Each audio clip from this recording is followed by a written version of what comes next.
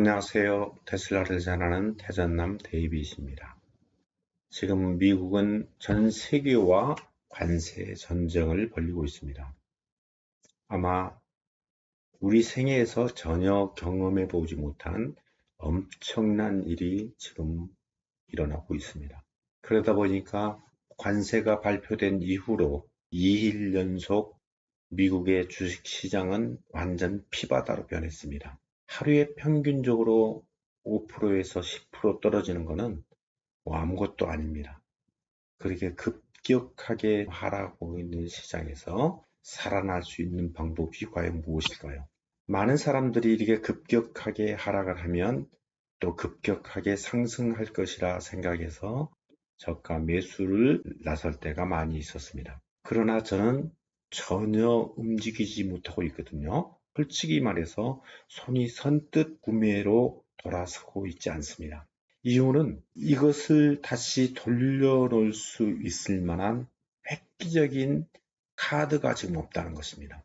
그래서 저는 사태를 심각하게 받아들이고 있고, 과연 이것을 바라볼 때 그렇게 쉽게 다시 예전 코로나 사태라든지 어떤 급격하게 엔추리 청산이라든지 그런 것들로 말미암아 나타났던 때와는 완전히 다른 현상이 지금 발생하고 있습니다. 바로 이럴 때는 그렇게 쉽게 매하는 것보다는 시장을 좀 더 지켜보는 것이 굉장히 중요합니다. 물론 1년 이상을 목표로 두고 있는 사람들 입장에서는 지금 저가 매수에 들어간다고 해도 뭐라고 할 수 없습니다.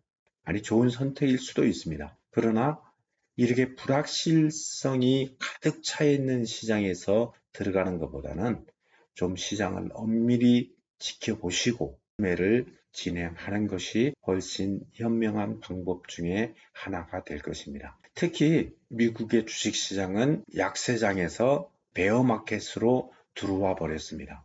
베어마켓으로 들어왔기 때문에 당분간 이 베어마켓을 벗어나기 위해서는 상당히 기나긴 시간이 필요할 것이고, 베어마켓에서 빠져나올 수 있는 적당한 호재가 있어줘야 될 텐데, 그 호재가 과연 무엇이 될까를 이것저것 생각해 봐도 전혀 답이 나오지 않습니다.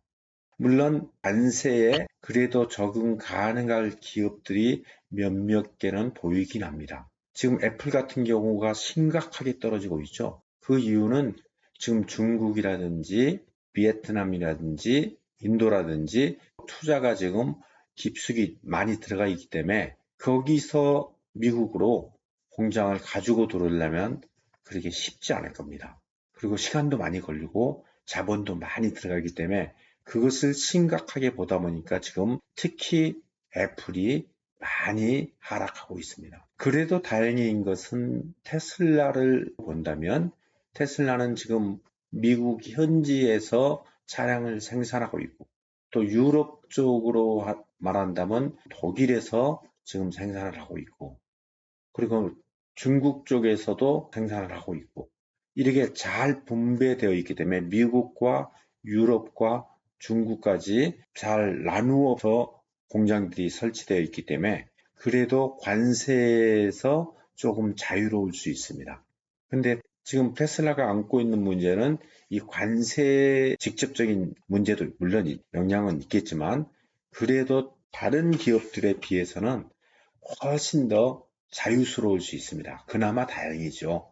테슬라의 문제는 그래서 관세 문제라기보다는 지금은 이제 관세 문제 전체가 지금 하락하니까 테슬라 역시 따라서 하락하지만 조금 깊이 들어간다면 테슬라는 관세에서 그래도 자유로울 수 있다라고 저는 평가합니다. 테슬라의 문제는 그거보다는 일론 머스크가 정부 일에 깊숙이 개여돼 있고 추격해오는 전기차 회사들, 특히 중국의 전기차 회사들과 대응할 수 있는 대책을 마련하는 것에 좀 소홀한 것이 아닌가라고 생각하는 것이, 관세 문제를 집중적으로 파고든다면 테슬라는 상당히 관세에서 좀 안정적입니다. 그럼에도 불구하고 지금 테슬라가 하루 이틀 만에 한 16% 정도 하락했죠.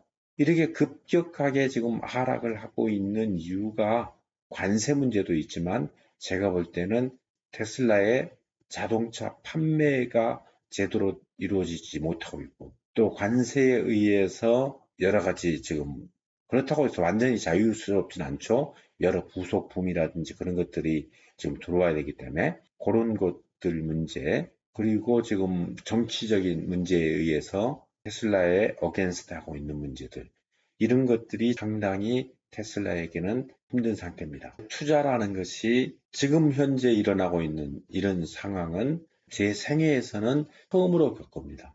아니 어떤 분이든지 간에 이건 100년 이내에 살았던 분들 입장에서는 이렇게 급격하게 전 세계가 흔들리고 있는 것은 쉽게 볼 수 없는 현상일 거예요. 이런 현상이 있을 때는 조금 냉정해져야 됩니다. 그렇다고 해서 막 주식을 던져버리냐? 그건 더더욱 아니고요.